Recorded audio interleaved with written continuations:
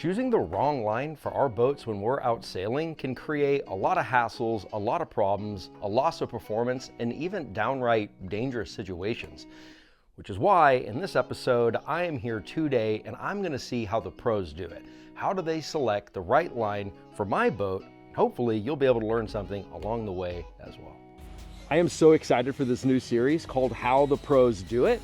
And these are going to be dropping every Sunday on this channel, where I jump into the world of the yacht rigger and be able to see how these pros who outfit boats like this over to little small boats like mine that I live on full time, how they do, what they do, why they do it, what drives their choices. Really excited for this series. Thank you guys for tuning in to episode 1 of this. Now let's go cut some lines on Nomad.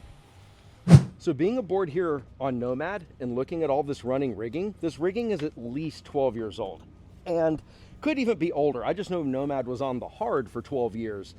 So this stuff has gotten gross. It's nasty. Anytime you touch it, all this like green, dusty air comes out of it.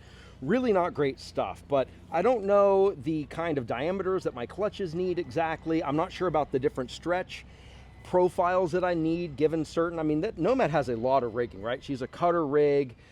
She's got, you know, a spin halyard ready to go. It's got running check stays. There's just a lot of stuff going on Nomad. So let's cut over to Steven. He's a classically trained rigger who's been doing this his whole life.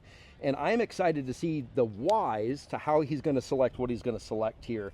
So let's go see if we can find him.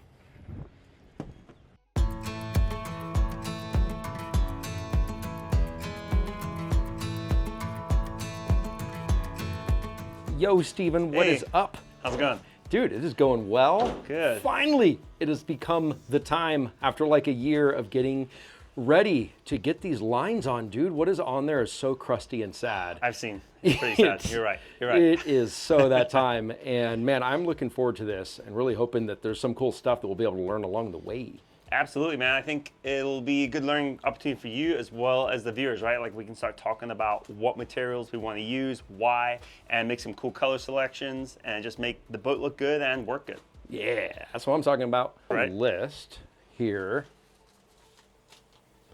Bam. Alrighty. So we'll start from the top, and you've measured your mast height.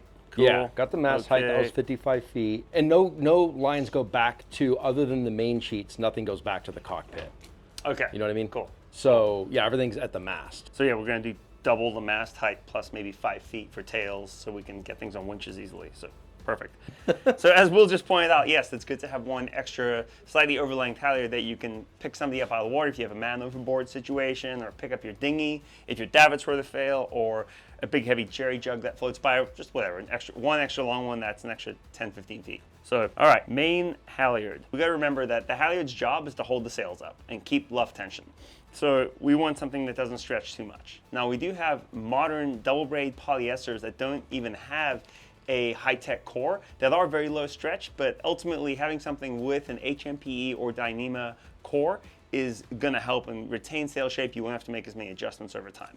I would say for your main and jib, we'll do something that's called Super Speed, and that is a polyester cover with an HMPE. I'm gonna say HMPE a lot, and that's the generic reference to Dyneema or Spectra, right? So those two big brand names that are really well marketed are made out of a product that is actually UHMWPE, ultra high molecular weight polyethylene, but it's a low stretch plastic fiber, and different brands make it with different brand names. Dyneema and Spectra are just two of the really big ones that have done a great job and made some sailing specific lines. But the Super Speed we have has what is called stealth fiber. So we have stealth fiber in these, which is an SK78 equivalent for any nerds out there watching who really want to know what the denier rating is, SK78. For both the main halyard and the jib halyard, or Genoa, depending on what you have up there, I think we do something low stretch. For your staysail, I don't think we need to. It's a fairly small sail, low loads. We can just go with a double braid heat treated polyester called Yacht Master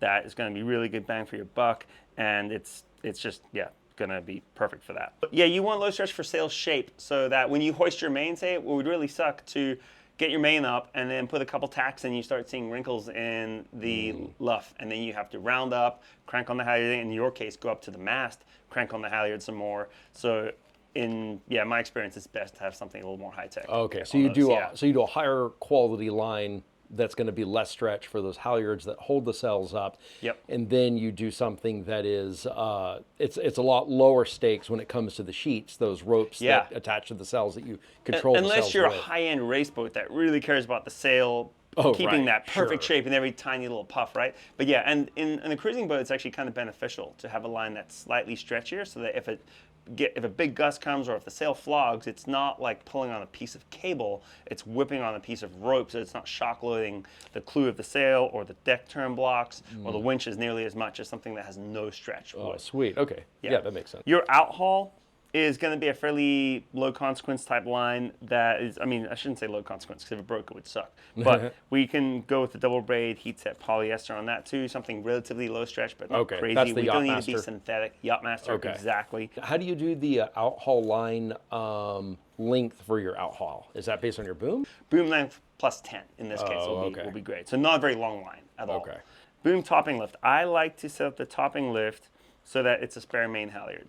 So that if your main halyard were to fail or get lost in the mast, that makes sense. problem. I've never heard of that. That's a great backup. Grab the topping lift, tie it on the main, hoist it. Yes, the boom is going to sag down if you don't have a rigid bang, but who cares? You hoist the mainsail up, you're sailing again. You're set. Double braid polyester will more than suffice as a backup main halyard in the time. We'll just size it right. We'll keep it as 10 mil, just like everything else on the boat. So it's sweet. And 10 mil is roughly 3/8 for those watching. Jib sheets. Now the big thing with sizing jib sheets is you want them to feel comfortable in your hand, but also fit in the self-tailer of your winch. Because if they don't jam in there, you put some smaller line in there, it just keeps flopping out, or you've got too big a line and it doesn't jam in there, your self-tailers just won't work. So 12 mil for your winch sizes should be great. And in that case, yeah, just a Yachtmaster. Like we said earlier, we don't want anything super low stretch. And how do you tend to size something like jib sheets lengthwise? Lengthwise, you got to remember that the jib sheets want to go all the way back to the clew, around the mast, and around the inner forestay if you have one. The lazy sheet is returning all the way to the other side and staying on the winch. So you want to check what is that maximum dimension from your, let's say, your starboard winch all the way around the inner forestay and back to where the clew actually lands when you're sailing is the bare minimum. And then typically I'd add about 10 feet so you can get lots of wraps around the sail when it's fully furled up for a storm or for heavy weather. Is there like a rule of thumb, like boat length times and a half, or? Roughly boat length time, 1.5 times boat length is right. Okay. Yeah, exactly. Okay, so yeah, jib sheets, staysail sheets will be another version of that, but shorter. This time the sheet needs to go from the clew in its sailing position just around the mast and back to the other winch position. So definitely shorter in that case. So in that case, probably roughly 1 times the length of the boat for your staysail sheets. Your running backstays, we'll figure that out. I think at a later stage, we need to get some accurate measurements on those and see how they're attached to the mast. So reef lines is something we should cover. Let me do a sketch for you to show you how we're going to figure this out. Oh, that'd be great. Because we need to get some measurements from the boat. And you have how many reefs? 3. 3 reefs. Okay, cool. So I'll sketch it on this piece of paper right here. Let's call that a first reef. Oh, and that's like built into the sail. And a second reef, right? Yeah, exactly. So those are going to be a fixed dimension, and we need to figure out whether or not you have single line reefing in your boom, or if we have individual reefing lines. Because the reef is going to terminate on the boom down here, around the boom or to a bail, come up to the reefing point, enter the boom, and then I'm going to drill this on the outside. It's going to run inside the boom, forward here. And I have clutches down in the boom. Yep, and you have jammers over here. Jammers, yeah, like a jammer. And then your mast is here, and there's a winch on the mast, and this is probably where you're measuring from. So to figure out this height, this length of this particular line, we need this height right here. Let's say that's 4 feet. And we're going to go 4, 8, and your boom length, let's just say, for example, your boom is, well, you know how long your boom is. 17. 17, okay. Of course, it's an odd number. So 4, 8 plus 17 is 25, and then 5 feet for the tail here, so we'd be at 30 feet. Actually have single line reefing, that's going to look a little different. So if we have our reef points again, but single line reefing, the goal is to pull this slab all the way down to the boom, and then we are only using this sail area. But so reefing line is going to terminate on the boom here, tied around the boom or to a bail again, most likely around. It's going to come up 4 feet, down 4 feet, 8, forward inside the boom, 17 feet, and then it's going to exit up here again. So now we're at 25, 29, and then back down again to 33, and then out to your winch, so 38 feet. I know I have attach points on the mast that are like that like are the little snap shackles, maybe. Yeah. Okay. So what it could be then? Let's do a third version here. So, and then we have a reef point and a reef point. Boom. If there's an attachment point here, sometimes there's like a little pad eye on the mast with a snap shackle and a piece of webbing. What you would do is lower the main down and clip this little snap shackle here to that reefing point, and then all you would have would be your aft reefing point, which would be the shorter one, the 30-foot version. That would be the 4, 8, 25 out to the boom. So you would lower this down, clip your reef point in, pull in on your reef line, and then hoist your main halyard. That should be inside the mast, but pull up on your main halyard, and that would pull this part taut. Now, I've drawn this too high. This reef point should be down here by the boom, and so it would remove it down. But that would then be the shorter version, and you'd only have the single 30-footer. And then the only difference is your I drew this to the first reef. I see what you mean, your second reef, it gets exponentially longer because let's say that's 8 feet up. Now you have 8 16 plus 17, 27, 33. So we're at 33 to here. Back up another 8, so 41, 49, 54 feet. So, and that's just an example at 8 feet versus 4 feet up. So it exponentially gets longer, and it's a little it throws people off because the second reef makes the sail smaller, but it's a much longer line. So reef 2 is much longer than reef 1, even though it's your smaller sail, which makes sense when you really think about it. But it's easy to confuse it. I really like to use a tough product. Reef lines are prone to chafe. It's a common thing, and obviously you want to minimize chafe as much as possible with your hardware, but this particular line is made with a low stretch core, and low stretch means very minimal movement. So this is a stealth fiber or Dyneema-like core, SK78, but it has Technora in the fibers. So that golden color that you're seeing is an incredibly tough and chafe-resistant product. So even if you don't have perfect reefing conditions, the last thing you want, you only reef in less than pleasant weather, and so if you are putting a reef in and it chafes through and it blows out, now you're running up on deck at probably 2 a.m. when it's raining and cold. So spending a little extra money on a slightly higher quality product that has a more intense chafe resistance is well worth it, in my opinion. And they're not incredibly long, as you saw. Like, those lines aren't wildly long. So this particular Super T-braid product is perfect, in my opinion, for reef lines. And of course, we're going to talk about things like setting up a boom brake for you. We absolutely need to get that boat set up with a boom brake, a good boom preventer, and there's some really interesting discussions around preventers and how strong they need to be versus what, should they be a fuse? Should they actually break if they get overloaded? Anyway, there's a whole world of other running rigging nuance that we can cover when we're on the boat. Sweet. Well, I'm going to get the lines cut and then go over to the rigging department and start looking at splices over there and talk with Alex and JC some. Perfect. Yeah, Sounds man. good, man. Yeah, thanks for the rundown. Appreciate Totally. you. Yacht Rigger has kindly agreed to allow me to just cut this line and write down everything that I'm doing. So I'm working off of a build sheet that they made for me, and I'm going to do all the cuts manually, so I'm able to just comfortably record in here. So this is the line that I'm going to use. The line comes off, goes through this counter onto the spooler.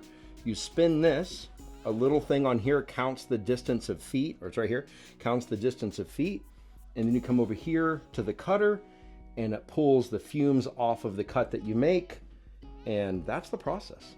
So let's see what this looks like.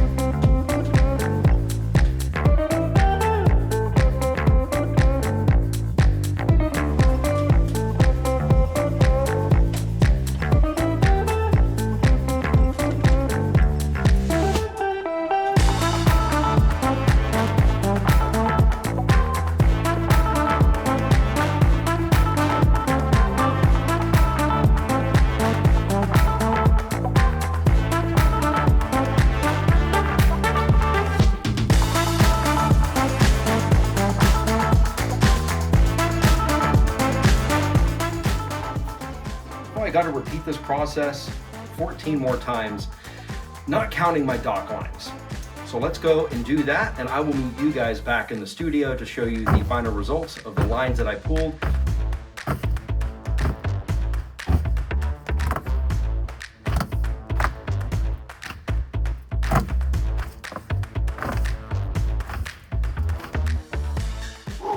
So the job is done. I've officially cut all the line that I need. Well, not all the line. I still need to get some furling line. I haven't done my reefing lines yet, and then I haven't done the check stays. So I'm just trying to get the core of the running rigging on Nomad up. But here's a recap. These are the halyards that are low stretch, right? So this is Southern Ropes Super Speed. Now I paid for all this product myself, so this isn't like sponsored content or anything. We'll see how these lines do over time, but I do know that the Yacht Rigger gets just great prices online. So check their website in the link below if you want to see the line that they have. But so far, I'm really a fan of it. It feels good. It looks great. Check out this color here. This tan is like this military tan. I mean, I really like this. So very excited. These are, again, all halyards, low stretch, which means it's super speed, like Steven was talking about. I also got dock line, and then I got the line by Southern Ropes called Yacht Master. And so it's a softer line, and that's the line that'll be used for the sheets. So all exciting stuff. This line here is going to have to go over to the rigging department where they can put some splices on it. I'm going to need eye splices on the end here, and I'm going to shoot that in the next video, showing a bit about how they splice, the approach that they take, and then in that same video, it'll be going over to Nomad and then ending the line to run it through the boat. And get it all up into my rigging using the existing rigging that's on there through this method that they taught me. So that should be fun. Hopefully a rigger will come on board to do that part of it. So that way we can all learn more directly from the pro and not from the pro to me to you. It's just going to take a little bit of time to get these videos up and rolling and integrated into some of the scheduling and processes going on over at the Yacht Rigger. But I did want to give a recap here. So your lines are limited by the clutch size that you have on the boat, by your winch size as far as what's going to wrap comfortably around it. So those are a few things to keep in mind. You want low stretch lines for the lines that are going to be under a lot of load. So that would especially be the halyards like these. You can then have lines that are much softer. See, these are pretty thick. If you look at it, you can see there's just kind of a stiffness there, right? Whereas I don't have it up here, but the sheets are much softer. The control lines that you use to manipulate what side of tack the sails are on are much softer, which is great because they feel better on the hand. So that's a few things to keep in mind surrounding that. If you guys enjoy the pro level content, let me know in the comments below. I look forward to having, again, more of the Yacht Rigger step in and have them in studio and, in the places that I'm going. So we're learning through them. But yeah, please like, comment, subscribe, come along for this journey. And I will see you guys next week on my vlog style content labeled New to Boat Life. And it's me fumbling through things on my own, trying to figure out stuff and living on a boat in a city at the marina right now. That's where life is at. That's what it's looking like. Things are going great. Thank you guys for all your heartfelt comments, and I will see y'all on the next episode of the On Deck channel.